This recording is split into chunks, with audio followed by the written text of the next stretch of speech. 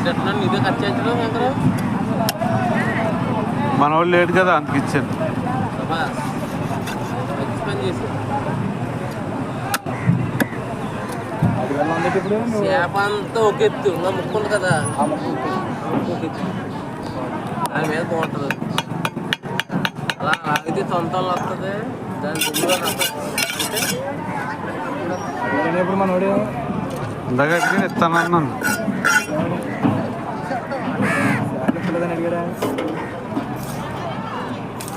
వీరబాబు గారు మాట చెప్పిన దేవులు తిరిగి చెప్పిన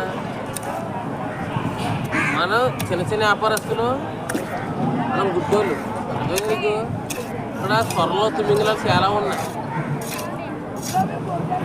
వాళ్ళు ఎలాంటి అంటే ఇప్పుడు విజయ్ సిన్ని గారు అంటాడు కలిసి అంటాడు ఇప్పుడు